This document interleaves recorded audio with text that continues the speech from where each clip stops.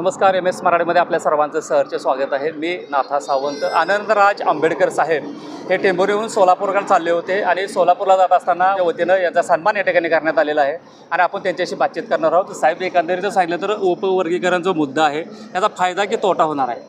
हे उपवर्गीकरण झाल्यामुळे पहिल्यांदा एक लक्षात घ्या, बाबासाहेबांनी जेव्हा या संपूर्ण समाजाला म्हणजे अनुसूचित जाती आत्ता म्हणतात, बाबासाहेबांच्या लिखाणामध्ये त्याला डिप्रेस क्लास म्हटलं गेलं आहे. हा एक वर्ग आहे. यांच्यावरती या सर्व वर्गावरती अस्पृश्यता पाळली जायची आणि त्यामुळं बाबासाहेबांनी या संपूर्ण वर्गाला आरक्षण SCमध्ये कलम 341मध्ये आपल्या संविधानात दिलेलं आहे.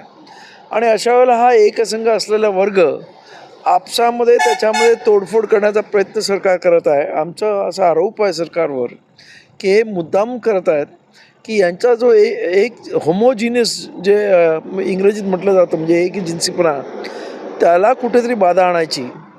आणि मग आपण पाहतो की ह्या महाराष्ट्रातलं एकंदरीत राजकारण जर आपण पाहिलं तर आपल्या लक्षात येईल की या इथं मराठा वर्सेस OBC, त्याचबरोबर धनगर वर्सेस आदिवासी आणि आता आपल्यामध्ये म्हणजे SCमध्ये ही जी भांडणं लावण्याचं राजकारण सरकार करत आहे ते कुठे ते थांबलं पाहिजे. आणि आमचा जो एक जिन्सीपणा, एक संघ आपण आहोत आणि सर्वांवरती या आधी अस्पृश्यतेचा कलंक लागलेला आहे. त्यांना त्याच पद्धतीचे हाल अपेक्षा सोसावे लागले आहेत आणि त्यामुळं त्यांच्या सर्वांचे असणारे जे प्रश्न आहेत ते सारखे आहेत. आणि त्यामुळं बाबासाहेबांनी खरं म्हणजे असं म्हटलं आहे की बाबासाहेब असं म्हणतात की ह्या जाती नाही आहेत. म्हणजे आज SCमध्ये ज्या जाती सांगितल्या जातात त्या खरं म्हणजे बाबासाहेबांच्या हिशेबात जाती नाही आहेत.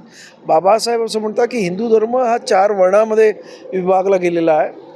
ब्राह्मण, क्षत्रिय, वैश्य आणि शेवटचा शूद्र म्हणजे OBC ज्याला आपण म्हणतो, त्याच्यात तेली, माळी, कोळी, कुणबी सर्व येतात. त्यानंतर आम्ही अवर्ण म्हणजे आमच्यामध्ये वर्णच नाहीत खरं म्हणजे. आणि त्यामुळं ह्या ज्या काही जाती आपल्याला दिसतात त्या म्हणजे त्यांच्या कामावरून आहेत. म्हणजे चर्मकार म्हणजे चामड्याचं काम करतो, ढोर म्हणजे ते गुरं मेलेली ओढून घेऊन जातो. अशा पद्धतीने ज्यांची कामं आहेत त्या पद्धतीने त्यांना नावं पडलेली आहेत.